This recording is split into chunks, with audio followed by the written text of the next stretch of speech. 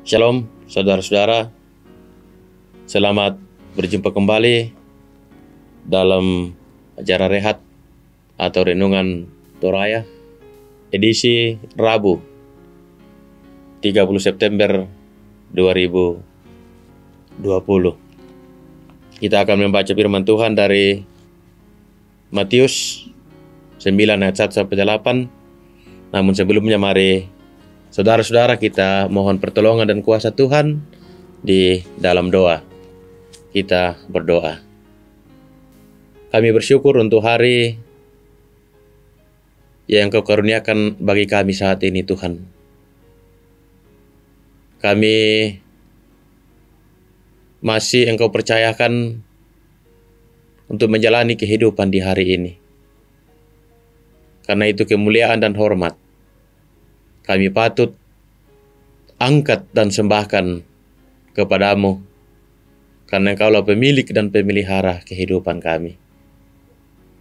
Hari ini Tuhan, kami akan mengisi kehidupan kami dengan firman-Mu, karena firman-Mu adalah makanan rohani bagi kami sekalian.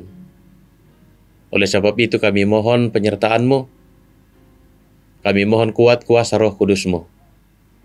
Biarlah firman-Mu yang akan kami dengarkan hari ini sungguh mengambil tempat di tengah-tengah kehidupan kami, dan kami boleh pegang teguh, kami perlakukan dalam sepanjang kehidupan kami. Berfirmanlah, kami semua telah bersedia untuk mendengarkan firman-Mu. Di dalam dan demi nama Tuhan Yesus, Sang Firman yang hidup, kami berdoa memohon pertolongan kuasa-Mu. Amin. Saudara-saudara kekasih Tuhan, hari ini kita akan mendengarkan firman Tuhan dan merenungkannya dalam renungan harian Toraya dari kitab Injil Matius pasal 9 ayat 1 sampai ayat yang ke-8. Lembaga Alkitab Indonesia memberi judul perikop bacaan kita hari ini,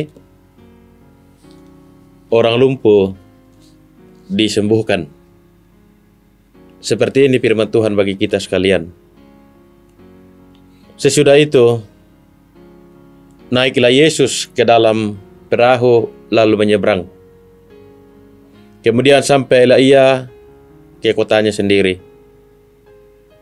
Maka dibawa oranglah kepadanya seorang lumpuh yang terbaring di tempat tidurnya. Ketika Yesus melihat iman mereka, berkatalah ia kepada orang lumpuh itu, "Percayalah, hai anakku, dosa-dosamu sudah diampuni." Maka berkatalah beberapa orang ahli Taurat dalam hatinya, "Ia menghujat Allah." Tetapi Yesus mengetahui pikiran mereka, lalu berkata, "Mengapa kamu memikirkan hal-hal yang jahat dalam hatimu? Manakah lebih mudah mengatakan, dosamu sudah diampuni, atau mengatakan, bangun dan berjalanlah? Tetapi supaya kamu tahu bahwa di dunia ini Anak Manusia berkuasa mengampuni dosa." Lalu berkatalah ia kepada orang lumpuh itu, "Bangunlah, angkatlah tempat tidurmu dan pulanglah ke rumahmu." Dan orang itu pun bangun lalu pulang. Maka orang banyak yang melihat hal itu takut, lalu memuliakan Allah yang telah memberikan kuasa sedemikian itu kepada manusia. Demikian firman Tuhan bagi kita sekalian. Sungguh berbahagia kita yang hari ini dimungkinkan oleh Tuhan untuk mendengarkan firman-Nya, dan kiranya firman Tuhan ini kita berlakukan dalam perjalanan kehidupan yang Tuhan anugerahkan kepada kita. Saudara-saudara, renungan harian Toraya hari ini edisi 30 September 2020 diberi judul Kuasa yang Memulihkan. kuasa me pamaleke. Saudara-saudara pemirsa yang dikasihi Tuhan, dalam menjalani kehidupan sehari-hari, tidak sedikit orang yang memiliki kedudukan atau karunia-karunia tertentu digunakan untuk merusak dan merugikan orang lain. Padahal, kedudukan dan karunia yang ada pada dirinya adalah pemberian dari orang lain atau lembaga yang dilayaninya. Bagian firman Tuhan hari ini yang kita baca mengisahkan tentang kuasa Yesus yang dapat menyembuhkan orang sakit, meredakan angin ribut, mengusir setan, bahkan berkuasa mengampuni dosa. Sekalipun demikian, lagi-lagi ada yang membenci Yesus saat menyembuhkan orang lumpuh.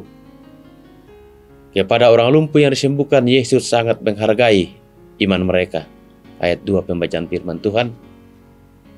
Bahkan Yesus mengampuni dosa si lumpuh serta menyembuhkan kelumpuhannya.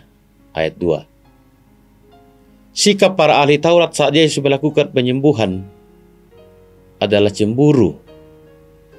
Karena saat itu Yesus dapat membuktikan dirinya bahwa dia adalah anak Allah yang mengetahui pikiran para ahli Taurat. Ayat 4. Kepada orang banyak yang menyaksikan karyanya, Yesus membuka pikiran dan hati mereka sehingga memuliakan Allah. Ayat 8. Pertanyaan yang perlu direnungkan saudara-saudara adalah, pernahkah kita menerima omelan atau rasa benci dari seseorang ketika kita melakukan hal yang benar dan baik? Jika pernah, maka melalui pembacaan firman Tuhan kali ini, kita diingatkan, saudara, bahwa ketika Yesus melakukan penyembuhan, Ia tidak putus asa dan tak berhenti melakukan kebenaran sekalipun ada sejumlah orang Farisi yang merasa tidak nyaman dengan kehadiran Yesus. Karena itu, jika kita memiliki karunia atau talenta dan jabatan yang dapat digunakan menolong orang lain, maka lakukanlah itu dengan penuh ketulusan. Kristus, Sang Penyembuh, kiranya menolong kita semua. Amin.